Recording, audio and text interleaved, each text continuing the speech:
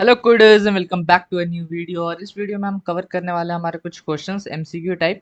अभी तक जो भी हमने कवर किया हुआ है उसी के ऊपर हमने कुछ क्वेश्चंस यहाँ पर बनाए हैं। 10 क्वेश्चंस हैं और आप क्या करना है, यहाँ पर जैसे ही क्वेश्चन स्क्रीन पर आएंगे पहले उसको पॉज कर लेना, वीडियो को अपना आंसर बता देना पहले या फिर कॉपी में लिख लेना, उसके बाद मेरे आंसर्स को देखना। ठीक है, तो ये प्रैक्टिस है आपका, जो ये ऑपरेटर्स है उसके लिए आपको फिर अलग से कुछ अलग प्रैक्टिस करने की यहाँ पर ज़रूरत नहीं पड़ेगा। ठीक है, और ये काफ़ी कुछ इंटरेस्टिंग क्वेश्चंस होंगे, कुछ इजी क्वेश्चंस यहाँ पर नहीं होगा, सारा मीडियम में हार्ड लेवल का होगा। ठीक है, तो जल्दी से हम देखेंगे हमारा पहला क्वेश्चन। तो ये आपके स्क्रीन पर पहला क्वेश्चन है, पहले वीडियो को पॉज कर लो, इसको बनाओ, उसके बाद आंसर पे आना। ठीक है, देखो क्वेश्चन नंबर 1 क्या बोलता है। एक्स का वैल्यू को दे रखा है 5 और वाई की वैल्यू को दे रखा है 6। ठीक है, फिर आपसे बोल क्या रहा है यहाँ पर कि ये देखो जो ब्रैकेट में है, इतना याद रखो, अभी तक आपको ऑपरेशन प्रेसिडेंस नहीं पता है, लेकिन ये चीज़ दिमाग में रखो कि जो ब्रैकेट के अंदर है वो पहले आपका एग्जीक्यूट किया जाएगा। ठीक है, तो ब्रैकेट के अंदर ये जो पहला एक्सप्रेशन है इसको पहले डिकोड करो। यहाँ पर क्या लिखा हुआ है, प्लस प्लस एक्स, मतलब एक्स की वैल्यू जो 5 है, यहाँ पर देखो पहले वो इंक्रीज होगी जैसा मैंने आप लोगों को बता रखा है, उसके बाद ये वैल्यू यूज होगा। तो प्लस प्लस एक्स करोगे तो वो बन जाएगा आपके पास 6, फिर इक्वल टू का साइन है, और वाई की वैल्यू क्या है, ऑलरेडी से यहाँ पर 6 है, तो 6 इक्वल टू 6। तो ये जो पहला कंडीशन है ये आपका यहाँ पर ट्रू मिल जाता है। ठीक है, 6 इक्वल टू 6 होता है। उसके बाद एक्स का वैल्यू मेरे को बताओ, अब एक्स का वैल्यू क्या हो गया होगा, इस वक्त 6 हो गया होगा, बिकॉज यहाँ पर अपडेट हुआ था। ठीक है, तो हम ये ध्यान में रखेंगे कि एक्स का वैल्यू है वो 6 है। फिर देखो, अब ये ब्रैकेट को हमने सॉल्व कर लिया, अब ये ब्रैकेट को सॉल्व करेंगे। माइनस माइनस एक्स, एक्स की वैल्यू 6 बन गया था, फिर माइनस माइनस मतलब पहले उसको डिक्रीज करना है, तो जो 6 था वो 5 हो जाएगा, उसके बाद ये 5 को यूज़ करना है। तो मतलब अभी ये बन गया 5 यहाँ पर। ठीक है, सेकंड ब्रैकेट में, उसके बाद ये लेस देन का साइन है, वाई का वैल्यू क्या है यहाँ पर 6 है, तो ये हो जाएगा 6। क्या 5 लेस देन 6 है? हाँ, 5 6 से कम होता है, मतलब यहाँ पर सेकंड कंडीशन भी ट्रू हो जाता है। अब देखो ये भी ट्रू हो गया आपका, ये भी ट्रू हो गया। ठीक है, और एंड क्या करता है, जब दोनों साइड ट्रू हो जाता है तो वो आपको ट्रू रिटर्न करता है, और ट्रू यानी कि 1। तो मतलब इसका जो करेक्ट आंसर है वो होना चाहिए बी ऑप्शन। ठीक है, 1 इसका करेक्ट आंसर है, यानी कि ऑप्शन बी। तो जिस जिसका ऑप्शन बी हुआ है वो लोग कॉन्ग्रेट्स। अब बढ़ेंगे हमारे नेक्स्ट क्वेश्चन की तरफ। ये है मेरा क्वेश्चन नंबर सेकंड। बोलता है a इज इक्वल्स टू 7 और b इज इक्वल्स टू 4, मतलब a की वैल्यू के यहाँ पर 7 दिया हुआ है और b की वैल्यू को 4। अब देखो ये एक्सप्रेशन आप एज इट इज लिख लो जो है यहाँ पर दिया हुआ है। ठीक है, मतलब ऐसे लिख के अगर आप बनाओगे कॉपी में तो फिर आपका गलत नहीं होगा।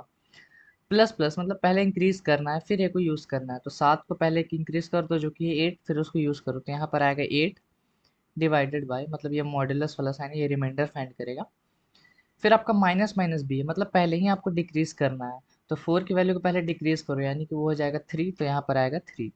अब आपको 3 को 8 से डिवाइड करना है, जो भी रिमाइंडर आएगा वो आपका आंसर होगा, तो रिमाइंडर यहाँ पर 2 आने वाला है, बिकॉज अगर आप 3 को 8 से डिवाइड दोगे तो वो दो बारी में 6 से जाएगा, फिर यहाँ पर देखो ये 2 रिमाइंडर आपका आ रहा है, मतलब सी इज़ द करेक्ट ऑप्शन। तो इसका सी आया, बहुत बढ़िया कर रहे हो।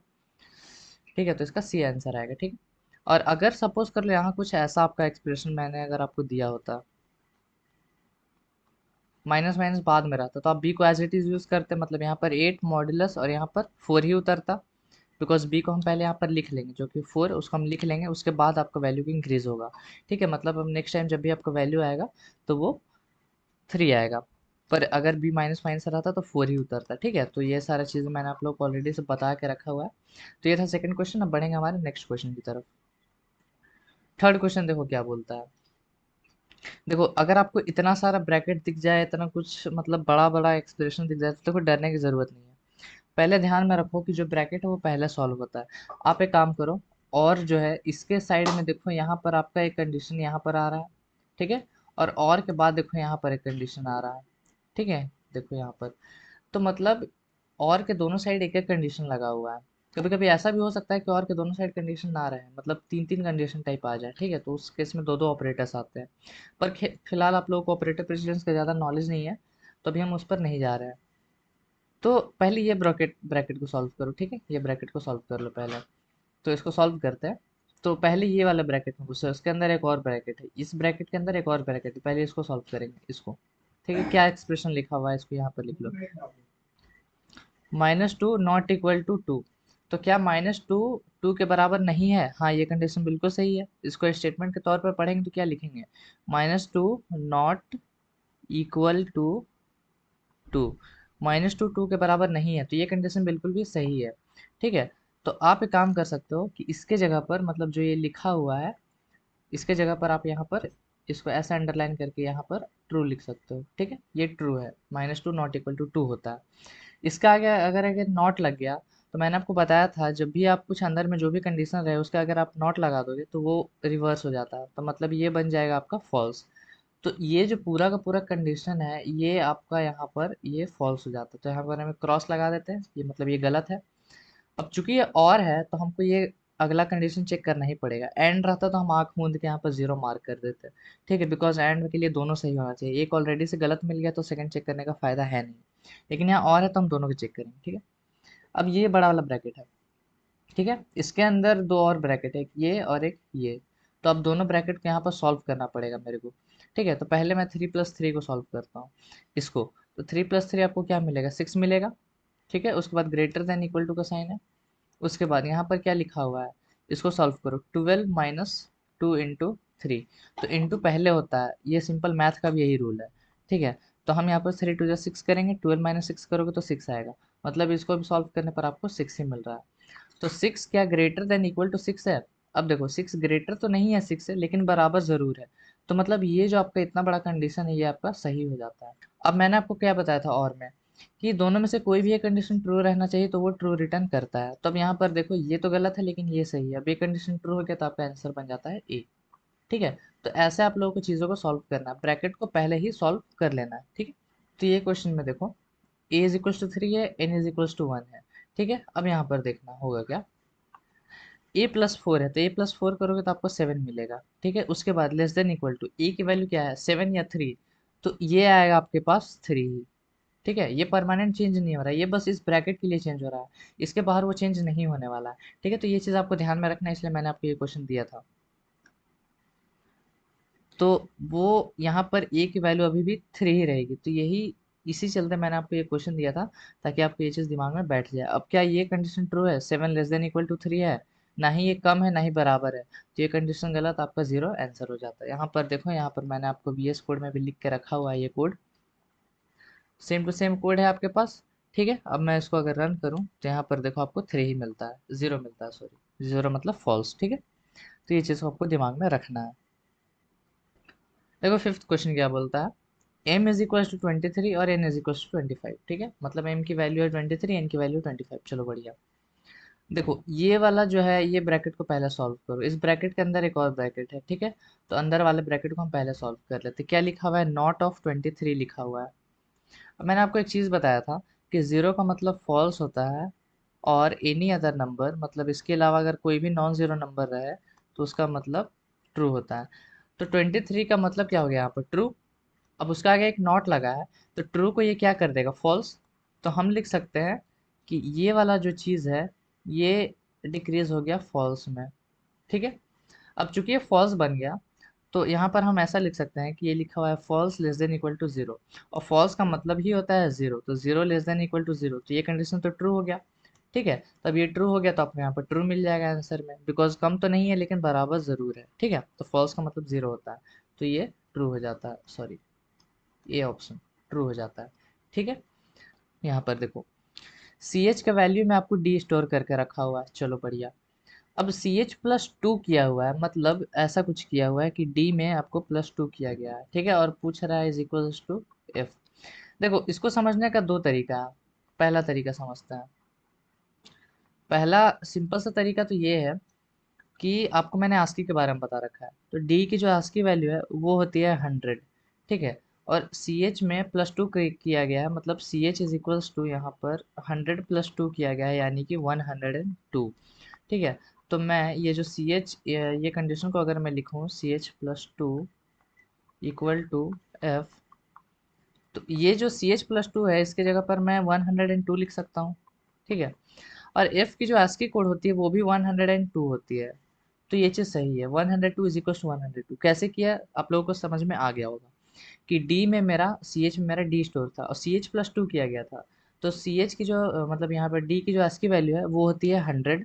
ठीक है, और उसमें आप यहाँ पर 100 + 2 कर रहे हो, तो ये 102 बन गया, और एफ की जो ASCII वैल्यू है वो 102 है, तो दोनों बराबर हैं, तो आंसर मेरा 1 आ जाएगा। ये समझने का पहला तरीका आस्की से। दूसरा, आपका यहाँ पर आप CH+2 को, जो यहाँ पर ऐसा लिखा हुआ है CH+2 को, आप इसको ऐसा भी लिख सकते हो यहाँ पर D+2।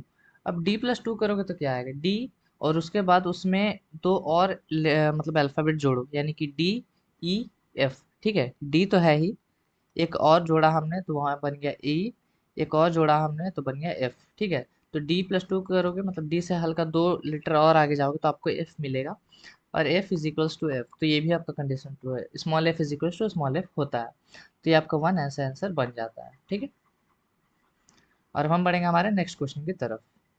सेवंथ क्वेश्चन क्या बोलता है, j is equals to 3.0 and i is equals to 3। ठीक है, क्या बोल रहा है यहाँ पर, j की जो वैल्यू है वो 3.0 है और i की वैल्यू 3 है। चलो तो ये वाला सॉल्व करो। ब्रैकेट में आपको क्या दिया है यहाँ पर, नॉट ऑफ j की वैल्यू क्या है 3.0 is greater than equal to 3। अब मेरे को बताओ ये क्या आएगा इसका आंसर, इसको ये बस ब्रैकेट का आंसर बताओ मेरे को। ये ट्रू रिटर्न करेगा, बिकॉज 3.0 और 3 दोनों बराबर ही होते हैं, मतलब दोनों का जो वैल्यू होता है वो सेम होता है, बस इन लोग का फर्क क्या है, इन लोग का डेटा टाइप डिफरेंट है।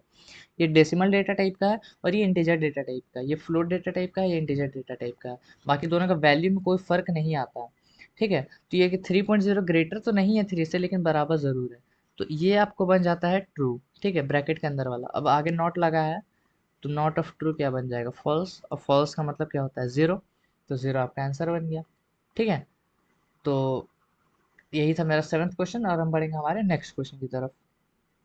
देखो नेक्स्ट क्वेश्चन क्या बोल रहा है, जी में आपका ए स्टोर है, चलो एच में आपका बी स्टोर है, और लगा है इसके आगे एक ब्रैकेट है, तो पहले इसको सॉल्व करो। ब्रैकेट वाला लिख लो क्या लिखा हुआ है यहाँ पर, जी इज इक्वल्स टू 0 लिखा हुआ है। चलो ठीक है, नॉट ऑफ जी, जी का वैल्यू क्या है यहाँ पर, ए है, तो यहाँ पर हम इसको ऐसे ए लिख सकते हैं, not of A is equals to 0। बस करते जाओ जैसा दिया है, इसमें कोई उतना खास कॉन्सेप्ट नहीं है जो आपको नहीं आता हो या मैंने आपको नहीं पढ़ाया हो।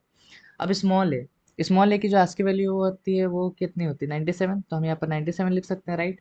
ठीक है, मतलब इतना समझ लो कि जो भी कैरेक्टर्स है हम उसको डिजिट में बेधड़क कन्वर्ट कर सकते हैं, और कोई भी अगर डिजिट है उसको हम लोग अल्फ़ाबेट में बेधड़क कन्वर्ट कर सकते हैं। ठीक है, तो हमने ए को 97 में कन्वर्ट कर दिया, इज इक्वल्स टू 0। अब देखो 97 का मतलब क्या होता है, ये नॉन ज़ीरो नंबर है, इसका मतलब ये चीज़ ट्रू हुआ, तो यहाँ पर कंडीशन आपका बन गया यहाँ पर ट्रू इज इक्वल्स टू 0। अब नॉट ऑफ ट्रू का मतलब क्या हो गया, उल्टा फॉल्स। ठीक है, इज इक्वल्स टू 0। फॉल्स का मतलब मैंने आपको ऑलरेडी से बता के रखा है कि वो 0 होता है, इज इक्वल्स टू 0 हो गया। ठीक है, तो ये कंडीशन आपका ट्रू हो जाता है, जो पहला कंडीशन है, तो ये आपका ट्रू हो गया। ये मैं बस ऐसा करके दिखा रहा हूँ लंबा चौड़ा, इसलिए आप लोगों को लग रहा हो कितना डिफिकल्ट है, लेकिन ये है बहुत ईजी चीज़। ठीक है, आप दिमाग में इस चीज़ को कैलकुलेट कर सकते हो। यहाँ नॉट ऑफ जी दिया हुआ है, जी ए मतलब उसका कुछ डेसिमल होगा, ASCII कोड जो कि है 97। ठीक है, 97 मतलब नॉन जीरो, उसका नॉट करोगे तो वो फॉल्स बन जाएगा, फॉल्स मतलब जीरो, तो zero is equal to zero. अब क्या आपको ये कंडीशन चेक करने की ज़रूरत है, मेरे ख्याल से बिल्कुल भी नहीं है, बिकॉज और का यही रूल है, कोई भी एक ट्रू हो जाए तो आपका आंसर ट्रू हो जाता है। ठीक है, लेकिन इसको आप चेक कर सकते हो आपका मन है तो, लेकिन इससे कोई फ़ायदा नहीं होता, ये ट्रू है फॉल्स है हम लोग को मतलब नहीं है। फिर भी कर लेते हैं, एच ग्रेटर देन यहाँ पर 98 दिया है, एच की वैल्यू क्या है बी, तो B greater than equal to 98 दिया है। अब देखो बी का आस्की वैल्यू क्या है 98 है, is equals to greater than, A का 97 है तो बी का 98 होगा ना यार।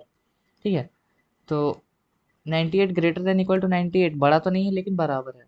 ठीक है, तो ये भी ट्रू है, दोनों ट्रू है तो फिर भी ट्रू है, ये गलत हो भी जाता तो भी आपका आंसर ट्रू ही था। ठीक है, तो ये है मेरा 8 नंबर क्वेश्चन। देखो ए इज इक्वल्स टू ट्रू लिखा हुआ है और बी इज इक्वल्स टू 0, मतलब एक तरह से ऐसा समझ सकते हो कि ए की वैल्यू ट्रू लिखी हुई है, या फिर आप इसको 1 भी बोल सकते हो, दोनों सही है। बी का वैल्यू 0 लिखा हुआ है या फिर फॉल्स लिखा हुआ है, ऐसा भी आप इसको समझ सकते हो। ठीक है, तो मतलब ए का मतलब ट्रू हो गया, बी का मतलब फॉल्स, सिंपल। अब देखो पहला ब्रैकेट को सॉल्व करो, ये देखो आपका पहला ब्रैकेट है, लिखते जाओ एज इट इज़ जैसा लिखा हुआ है। यहाँ पर आपका ट्रू है, नॉट इक्वल टू 1 है। ठीक है, अब नॉट ऑफ ट्रू क्या होता है, फॉल्स हो जाएगा। ठीक है, नॉट ऑफ ट्रू आपका फॉल्स हो जाएगा, तो यहाँ पर आप इसको ऐसा फॉल्स लिख सकते हो। नॉट इक्वल टू 1, फॉल्स का मतलब क्या होता है, 0 होता है। नॉट इक्वल टू 1, क्या 0 नॉट इक्वल टू 1 है, ये कंडीशन आपका ट्रू हो गया, तो आप इसको ट्रू मार्क कर दो। ठीक है, आपको नेक्स्ट कंडीशन चेक करना होगा क्या, बिल्कुल चेक करना होगा, बिकॉज ये एंड है, इसके में दोनों कंडीशन आपका ट्रू ही ट्रू चाहिए। ठीक है, फिर यहाँ पर देखो कंडीशन लिखो क्या लिखा हुआ है, B greater than equal to 0, B का वैल्यू क्या है यहाँ पर, साफ लिखा हुआ है 0, तो 0 ग्रेटर देन इक्वल टू 0 कह सकते हो। 0 बड़ा तो नहीं है 0 से लेकिन बराबर है, मतलब ये कंडीशन भी आपका ट्रू हो जाता है। ठीक है, एंड का क्या कॉन्सेप्ट है, दोनों ट्रू है तो आपका आंसर भी ट्रू आ जाएगा। ठीक है, A is equal to 1, B is equal to 0। चलो बढ़िया, पहला ब्रैकेट को सॉल्व करो, क्या लिखा हुआ है, ट्रू नॉट इक्वल टू 1। ठीक है, ये चीज़ लिखा हुआ है। अब ट्रू का मतलब क्या होता है, 1 होता है, और नॉट इक्वल टू 1। ठीक है, इसका मतलब 1 इज नॉट इक्वल टू 1, मतलब 1 आपका 1 के बराबर नहीं है क्या। तो ये कंडीशन आपका क्या लिखा हुआ है, 1 नॉट इक्वल टू 1, तो ये कंडीशन तो आपका हो गया भाई फॉल्स। 1 इक्वल टू 1 है, 1 नॉट इक्वल टू 1 नहीं है। ठीक है, मतलब ये अगर डिफरेंट रहता तो आपको ट्रू रिटर्न करता, अब ये चूंकि फॉल्स हो गया। ठीक है, तो जो भी आंसर यहाँ पर 0 बोल रहे हैं वो गलत है, बिकॉज इसका आपको नेक्स्ट कंडीशन एक बार देख लो नज़र घुमा के। ठीक है, इसलिए ये क्वेश्चन मैंने आपको दिया है, ताकि आप ओवर कॉन्फिडेंस में ना चले जाओ कि हर बार आपका एक गलत मिल गया तो आप यहाँ पर डायरेक्टली इसको कट मार दो। ठीक है, ऐसा नहीं होना चाहिए, आपको सेकंड क्वेश्चन एक बार नज़र डालो, सेकंड क्वेश्चन देखो क्या लिखा हुआ है, बी इज इक्वल्स टू ए दिया हुआ है। ठीक है, तो ये आपका कंपैरिजन नहीं करा पा रहा है, यहाँ पर कुछ ना कुछ आपका कंडीशन रहना चाहिए, लेकिन ये एक असाइनमेंट है। ठीक है, तो यहाँ पर आपका सिंटेक्स एरर आ जाएगा। ठीक है, तो ये चीज़ ध्यान में रखना। ठीक है, तो इसी के साथ, या फिर आप अगर इसको कंपाइलर में एक बार रन करके देख लो तो शायद हो सकता है, ऐसा हो सकता है कि आपका यहाँ पर 0 भी दिखा दे, because B is equal to 0, बस बी को 0 असाइन किया जा रहा है। ठीक है, लेकिन चलो इसके बार हम कोड में देख लेते हैं ये हो क्या रहा है, सिंटेक्स है या 0 है। ठीक है, तो यहाँ पर हम कोड में आते हैं और इन सारों को हटाते हैं। int check is equals to, हमने यहाँ पर क्या लिखा हुआ था, ट्रू नॉट इक्वल टू 1। चलो, true not equal to 1 and b is equals to 0, cout check handle, और यहाँ पर int a is equals to, एक यहाँ पर लिखने की कोई ज़रूरत नहीं, हम सीधा b को यहाँ पर 0 डाल देते हैं, बिकॉज a का देखो प्रोग्राम में कोई खास यूज़ नहीं हो रहा है, कभी कभी आपको ऐसा दे देता है कंफ्यूज करने के लिए, लेकिन वो चीज़ को मैं आपको कंफ्यूज नहीं होना है, इसलिए हम सीधे b is equals to 0 डाल देते हैं। ठीक है, तब हम इसको रन करते हैं। ठीक है, तो देखो आपको एरर दिखा दिया यहाँ पर। ठीक है, एक काम करते हैं, रुको, एरर नहीं दिखाया, वो हमने सेव नहीं किया था इसलिए ऐसा दिखाया था। चलो देखो, ये आपको 0 दिखा रहा है, मतलब ये कंडीशन आपका फॉल्स हो जाता है। फॉल्स कैसे, क्योंकि ये फॉल्स है तो फाइनली आपका फॉल्स हो रहा है। मैंने आपको बताया भी था कि वो कम्प्लीटली डिपेंड करता है कि आपका कंपाइलर किस तरह से काम करता है। किसी किसी कंपाइलर में ये आपको सिंटेक्स एरर के तौर पे दिखाएगा, किसी किसी में आपको फॉल्स दिखाई देगा। ठीक है, तो यहीं पर हम ख़त्म करेंगे हमारे सारे क्वेश्चंस। मेरे को कमेंट में बताना कितने लोगों के कितने यहाँ पर आंसर सही हुए हैं, जिसके 10 में 10 सही हुए हैं कॉन्ग्रेचुलेशंस, और जिसके नहीं हुए एक बार फिर से बनाना तो शायद आपका सही हो जाए दोबारा से। और आई होप आप लोगों को इससे रिलेशनल और बाकी मैथमेटिकल वगैरह का जो कॉन्सेप्ट होता होगा वो काफ़ी क्लियर हो गया होगा। और इसके साथ बहुत सारा क्वेश्चन प्रैक्टिस करते रहो। हम मिलेंगे आपसे नेक्स्ट वीडियो में, till then keep coding and bye bye.